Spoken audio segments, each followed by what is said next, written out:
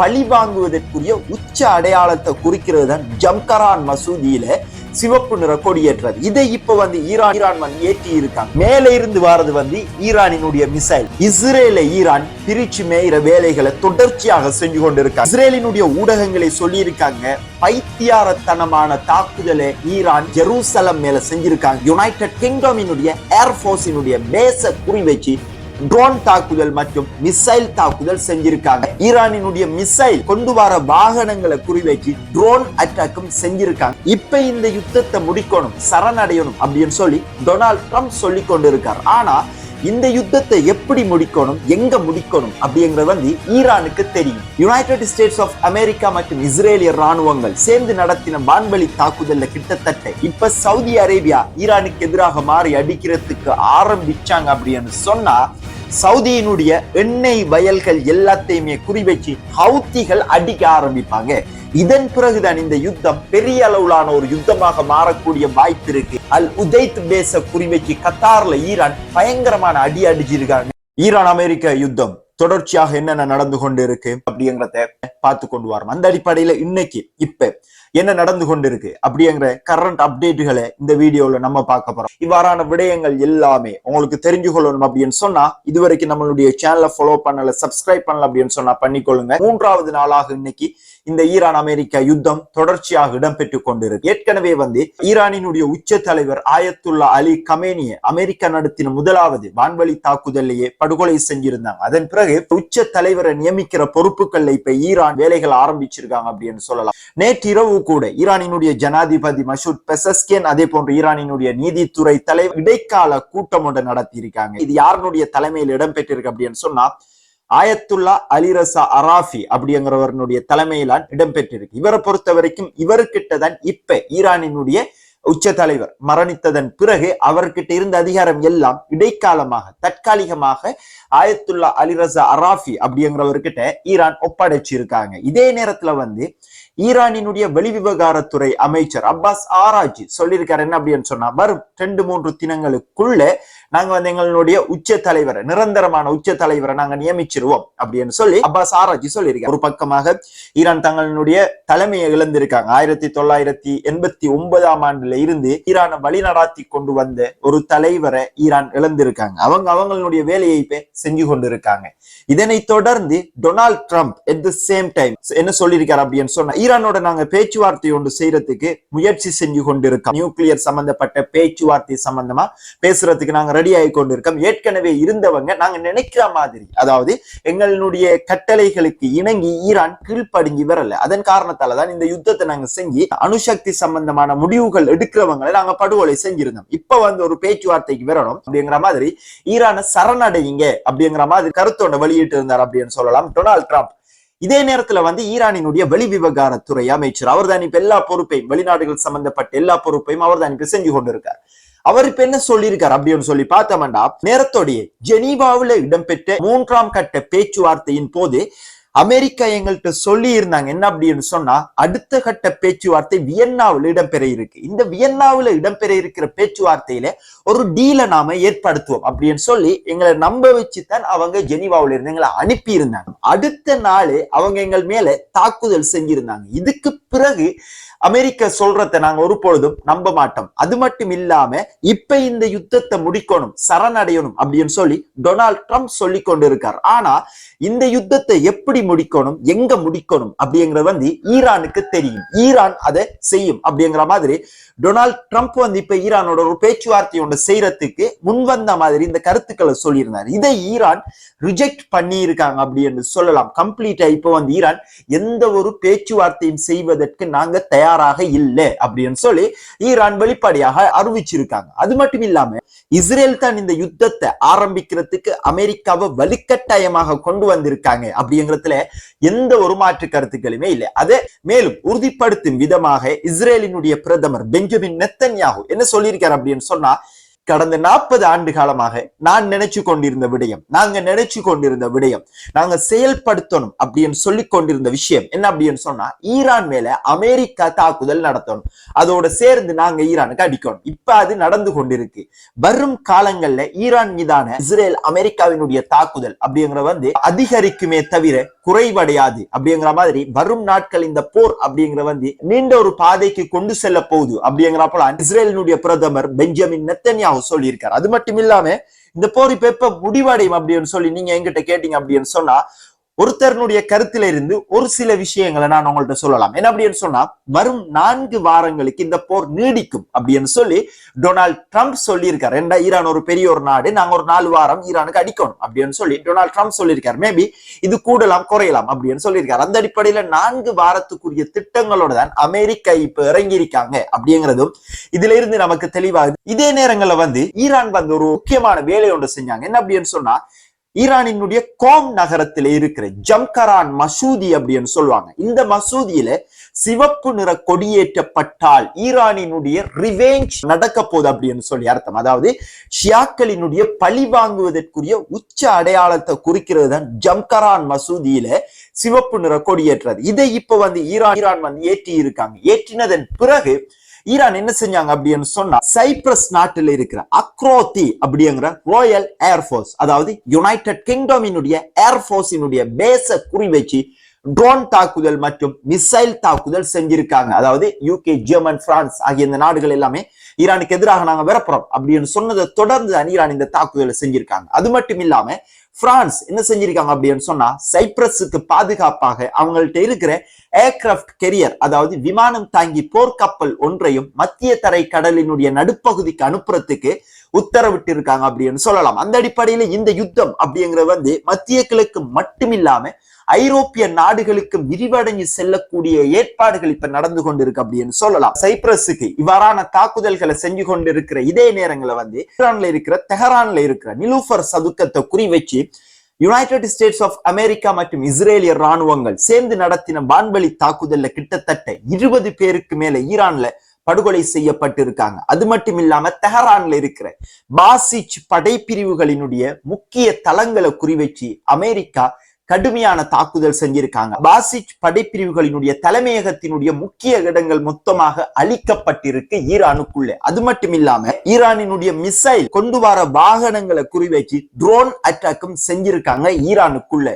இப்படி ஈரானுக்குள்ள பெரிய அளவுல தாக்குதல், கடுமையான தாக்குதல்கள் தான் செஞ்சிருக்காங்க. செயற்பாடுகள் ஒரு பக்கமாக நடந்து கொண்டு வரக்குள்ள இஸ்ரேல ஈரான் பிரிச்சு மேயிற வேலைகளை தொடர்ச்சியாக செஞ்சு கொண்டிருக்காங்க. இன்னைக்கு இரவு கூட, அதாவது 3ஆம் நாள்ல கூட இஸ்ரேலினுடைய ஜெருசலத்துல பாரிய அளவுல மிசைல் தாக்குதல்களை செஞ்சிருக்காங்க அப்படின்னு சொல்லலாம். கிட்டத்தட்ட இந்த மிசைல் தாக்குதல் எப்படிப்பட்ட மிசைல் தாக்குதல் அப்படின்னு சொன்னா இஸ்ரேலினுடைய ஊடகங்களை சொல்லி இருக்காங்க, பைத்தியாரத்தனமான தாக்குதலை ஈரான் ஜெருசலம் மேல செஞ்சிருக்காங்க அப்படின்னு சொன்னா எந்த அளவுக்கு பெரிய தாக்குதலாக இருக்கும் அப்படின்னு சொல்லி நீங்களே யோசிச்சு பாருங்க. அது மட்டும் இல்லாம இஸ்ரேலுக்குள்ள ஈரானினுடைய முக்கிய டார்கெட்டுகளாக எது எது இருக்கு அப்படின்னு சொல்லி பார்த்தோம்னா டெல் நோஃப் ஏர்பேஸ் இருக்கு, அதே போன்று நெவாட்டிம் ஏர்பேஸ், அதே போன்று மொசாட்டினுடைய முக்கிய தளங்கள், இஸ்ரேலினுடைய ராணுவ தளங்கள் எல்லாத்தையுமே குறிவைச்சு பாரிய தாக்குதல் செஞ்சிருக்காங்க. இதே நேரங்களை வந்து டெல் அவீவ்ல இருக்கிற ராணுவங்களுக்கு சொந்தமான கிட்டத்தட்ட பல அடுக்கு மாடிகளை கொண்ட ஒரு கட்டடம் மொத்தமாக இடிஞ்சு விழுந்திருக்கு இன்னைக்கு இரவு ஈரான் செஞ்ச தாக்குதல்ல. அது மட்டும் இல்லாம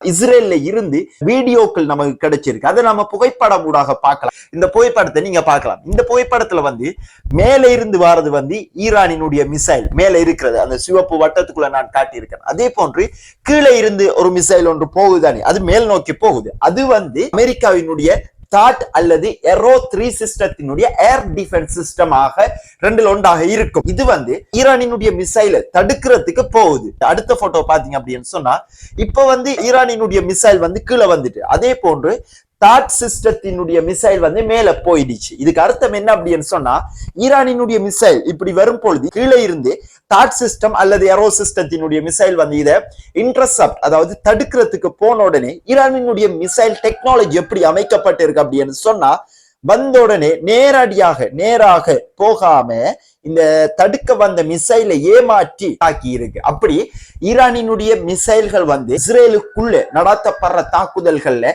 பெரும்பாலான மிசைல்கள் வந்து தாட் சிஸ்டத்தை ஏமாற்றி கொண்டு இஸ்ரேலை நேரடியாக தாக்கி கொண்டிருக்கு. டெல் அவீவ், ஜெருசலம், ஹைஃபாவுல 5 மிசைல் இப்ப தாக்கப்பட்டிருக்கு. ஒட்டுமொத்தமாக மேற்குறிப்பிட்ட மாதிரி ஜெருசலம்ல இந்த பைத்தியாரத்தனமான அடி ஒன்று அடிச்சிருந்தாங்க ஈரான் அப்படின்னு சொன்னனே, அந்த தாக்குதல்ல மட்டுமே கிட்டத்தட்ட 9 பேர் அதே இடத்துல படுகொலை செய்யப்பட்டிருக்காங்க, 40 பேர் படுகாயம் அடைஞ்சிருக்காங்க. இது மட்டும் இல்லாம மேலும் இடிபாடுகளுக்குள்ள சிக்கி பலர் படுகொலை செய்யப்பட்டிருக்கலாம். இந்த இடிபாடுகளினுடைய கட்டடங்களினுடைய இடிபாடுகளை நீக்கிறதுக்கு இஸ்ரேலினுடைய வாகனங்கள் பெரிதும் முயற்சி செஞ்சு கொண்டிருக்காங்க. இரவு முழுவதுமே தொடர்ச்சியாக இஸ்ரேல்ல வெறித்தனமாக ஈரான் அடிச்சிருந்தாங்க. இதே நேரத்துல இப்ப நாம அரபு நாடுகளினுடைய பக்கம் பெறலாம். அரபு நாடுகள் என்னென்ன நடந்து கொண்டிருக்கு அப்படின்னு சொல்லி பார்த்தோம்னா, நமக்கு தெரியும் பஹ்ரைன் பற்றி எரிய வச்சு கொண்டிருக்காங்க ஈரான். பஹ்ரைன்ல இருக்கிற சல்மான் துறைமுகத்துக்கு அருகில இப்ப கரண்ட் சிச்சுவேஷன்ல தீப்பற்றி எரிஞ்சு கொண்டிருக்க மீண்டும் தொடர்ச்சியாக பஹ்ரைன்ல இருக்கிற